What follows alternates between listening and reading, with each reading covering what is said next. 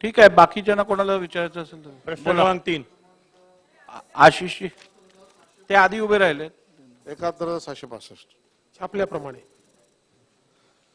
अध्यक्ष महोदय, मगाशच्या प्रश्नाच्या वेळेला पण आपण याची चर्चा केली अध्यक्ष महोदय, की मोठ्या प्रमाणामध्ये राज्यामध्ये अध्यक्ष महोदय अशा पद्धतीच्या विविध कंपन्या आमिष दाखवून मोठ्या प्रमाणात गुंतवणूक राज्यातल्या सामान्य माणसाची करून घेतात. या ठिकाणी एएस ट्रेडर्स आणि अध्यक्ष महोदय, या एएस ट्रेडर्सने 398 गुंतवणूकदारांची फसवणूक जवळजवळ 40,46,00,000 केल्याचं निष्पन्न झालंय. अध्यक्ष महोदय, उत्तरामध्ये मंत्री महोदयांनी उत्तर क्रमांक 2 मध्ये असं म्हटलंय की हे खरे नाही आणि मग विलंब का नाही झाला याची कारणं दिलेली अध्यक्ष महोदय. अध्यक्ष महोदय, माझा प्रश्न स्पेसिफिक आहे की उत्तरामध्ये मंत्री महोदय असं म्हणतात की या गुन्ह्याची व्याप्ती मोठी असून गुन्ह्याचे कार्यक्षेत्र महाराष्ट्रासह परराज्यामध्ये तसेच विदेशापर्यंत आहे. याचा अर्थ या आपल्या महाराष्ट्रातील राज्यातील गुंतवणूकदारांचे पैसे देश विदेशामध्ये पळवलेले दिसत आहेत.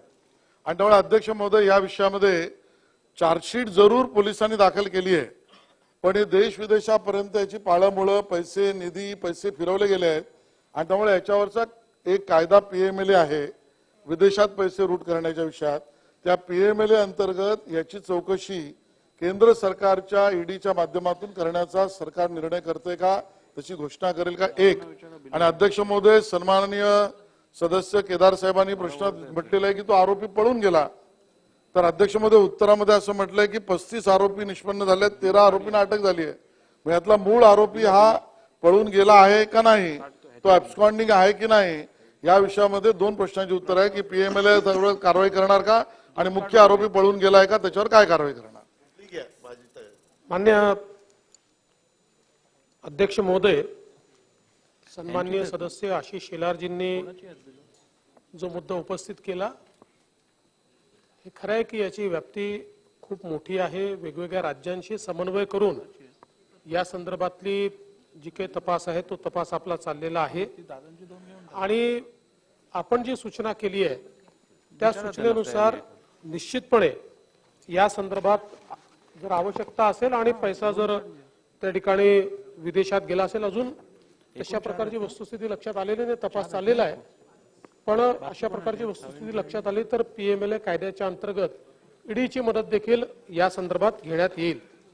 यामध्ये एकूण 35 आरोपी निष्पन्न झाले होते, त्यापैकी 13 आरोपींना आपण अटक केली आहे. काही आरोपी या ठिकाणी निश्चितपणे पळून गेलेले आहेत आणि काही आरोपी विदेशातही पळालेले आहेत. ही वस्तुस्थिती आहे. आता यातला कोण मुख्य आणि कोण उपमुख्य असं नाही म्हणता येणार, पण हे सगळे आरोपी आहेत आणि यांचा सहभाग त्याच्यामध्ये आहे. अजून वेगवेगळ्या राज्यांशी चर्चा करून याच्यावर कारवाई चाललेली आहे. आपल्याला चार्जशीट दाखल करण्याकरता एक लिमिट असते, त्या लिमिटमध्ये आपल्याला करावी लागते, म्हणून आपण ती पहिली चार्जशीट ही दाखल केलेली आहे. याचा तपास जसा जसा पुढे जाईल तसं तसं याच्यामध्ये अजून लोक निष्पन्न होतील, बाबी निष्पन्न होतील, त्याचा समावेश पुढच्या चार्जशीटला निश्चितपणे केला जाईल. जयंत पाटील बोला. मंत्री महोदयांनी उत्तर दिलं, पण त्यांच्या छापील उत्तरामध्ये हे खरे नाही असं त्यांनी लिहिलेलं आहे. त्यांनी आता सविस्तर उत्तर दिलं की घटना सगळी झालेली आहे. ऍक्च्युली फॅक्ट काय आहे ते समोर आलं पाहिजे अध्यक्ष महाराज. ते आता हे खरं नाही आहे की मंत्रीमध्ये उत्तर आता देतात ते खरं आहे, कुठलं खरं आहे ते तर कळलं पाहिजे. अध्यक्ष महाराज, मी मगाशी सांगितलं, मगाशी माननीय गृहमंत्र्यांनी त्याच्यामध्ये हे राज्यामध्ये सगळीकडे फसगत आहे अध्यक्ष महाराज. मी मगाशी त्या ॲपचा उल्लेख केला. आमच्या इथं पोलीसवाल्यांनीच त्या ॲपमध्ये पैसे गुंतवले, पोलिसांना माहिती नाही असं आपल्याला म्हणताच येत नाही अध्यक्ष महाराज. मग त्यांनी फसवून पळाला तेव्हा बोंबाबोंब झाली. त्यांनी मगाशी उत्तरात तुम्ही सांगितलं त्याप्रमाणे. पण ह्या सगळ्या व्यवस्थेला कंट्रोल करायचं काम सरकारचं आहे. मी आपल्याला अध्यक्ष महाराज एवढंच विनंती मंत्र्यांना करतोय की हे फसवलं जात आहे महाराष्ट्रासारख्या राज्यामध्ये सामान्य जनतेला, म्हणजे पोलीस प्रशासनातली लोक फसतात आहे, हे रेकॉर्डवर आहे अध्यक्ष महाराज. त्यामुळे या सगळ्या गोष्टीला कसं थांबवता येईल यासाठी उपाययोजना आम्ही कायदा करू, काय करू ते आपला कायदा आहे, अंमलबजावणी करतोय आपण. हे असं नाही ना, काहीतरी धाक सरकारचा बसला पाहिजे ना. त्यामुळे माझा स्पेसिफिक प्रश्न अध्यक्ष महाराज, त्यांनी उत्तर दिलं ते खरं की छापील उत्तरात सांगितलं की खरे नाही, हे दोन पैकी सांगा. मान्य अध्यक्ष महोदय, तेही खरं आहे आणि हेही खरं आहे. सगळं खरंच खरं आहे. याचं कारण हे खरे नाहीचा अर्थ प्रश्न काय विचारलेला आहे की तपासाकरता विलंब लावून दुर्लक्षित करून संशयित आरोपींना विदेशात पळून जाण्यास मदत केली का? तर अशी मदत केलेली नाही. पण अशी मदत नाही केलेली ना. प्रश्न मदत केली का असा आहे, तर अशी कुठली मदत ही त्या ठिकाणी केलेली नाही. तथापि हेही खरं आहे की आरोपी विदेशात पळून गेलेला आहे, त्याच्यामुळे तेही खरं आहे आणि हेही खरं आहे. उत्तर काही चुकीचं नाही, पण तुमची भावना अतिशय योग्य आहे की या घटना वाढता आहेत आणि मगाशी देखील आपण चर्चा केली. आणि निश्चितपणे म्हणजे हा केवळ महाराष्ट्रापुरतं नाही आहे, देशातल्या सगळ्या राज्यांसमोर हा प्रश्न आहे. पण विविध राज्यांमध्ये आता काय करतायत हे, जसं आता ऍप आहे. आता आपल्याला माहिती आहे ही महादो ऍप ही तर तिकडनं संचालित होत होती, कुठनं दुबईवरनं. आणि दुबईवरनं तो जो संचालित करणारा आहे त्यांनी काय काय त्या ठिकाणी दावे केले, आता त्यात आपल्याला जाण्याचे कारण नाही आहे. पण हा हा नाही ते ठीक आहे, नाही पडू शकतो, काय अडचण नाही आहे. नाही, अशा प्रकारे कारवाई झाल्यानंतर फटका पडेलच. पण सांगण्याचा मतितार्थ एवढाच आहे की हे असे विदेशातनं ऍप चालवतात किंवा मोठ्या प्रमाणात याचं ज्युरिस्डिक्शन जे आहे हे आता एका राज्यापुरतं मर्यादित नाहीये. हे नव्याने उपस्थित झालेले प्रश्न आहेत. केंद्र सरकार देखील याच्यावर आता त्यांच्या IT ऍक्टमध्ये काही बदल करते आहे. आपणही आता आपल्याकडे एक अतिशय डायनामिक प्लॅटफॉर्म या संदर्भात तयार करतो. नुकतंच त्याचं टेंडर आपण काढलेलं आहे आणि अतिशय चांगला रिस्पॉन्स आहे. जगातल्या जवळजवळ 20 मोठ्या कंपन्या या आपल्या प्लॅटफॉर्म करता त्यांनी बिडिंग करता ते आलेले आहेत. आणि हा प्लॅटफॉर्म सगळ्या प्रकारच्या म्हणजे बँका असतील, फायनान्शियल सर्व्हिसेसच्या संस्था असतील किंवा अगदी सोशल मीडियाच्या जे काही आज ऍप्स आहेत, कारण सोशल मीडिया ऍपही आता मार्केट प्लेस सारखं काम त्या ठिकाणी करतायत. या सगळ्यांना एका प्लॅटफॉर्मवर आणून आपण क्विक रिस्पॉन्स सिस्टीम ही त्या ऍपच्या माध्यमातून तयार करतो आहोत.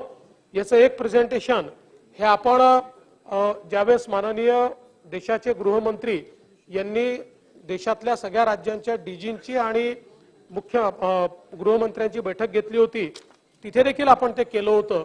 आणि त्यांनीही ते अप्रिशिएट केलेलं आहे. इतर राज्यांनी त्यांनी सांगितलंय की हे मॉडेल तुम्हाला तयार करता येईल.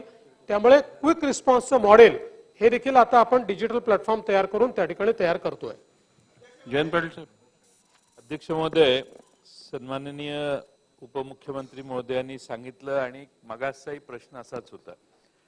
सांगली, कोल्हापूर आणि बऱ्याच ग्रामीण भागात असे पैसे गोळा करायचे आणि पळून जायचं अशी पद्धत आहे. आणि तोपर्यंत तक्रार करणारेही आपले पैसे आहेत, घोटाळा होईल म्हणून तक्रार करत नाहीत. माझी स्पेसिफिक प्रश्न असा आहे की हे सगळीकडे पैसे गोळा करण्याची ही नवी व्यवस्था झालेली आहे. माझी सरकारला प्रश्न आणि विनंती आहे की प्रत्येक जिल्हाधिकाऱ्याची ही पर्सनल रिस्पॉन्सिबिलिटी ठेवावी.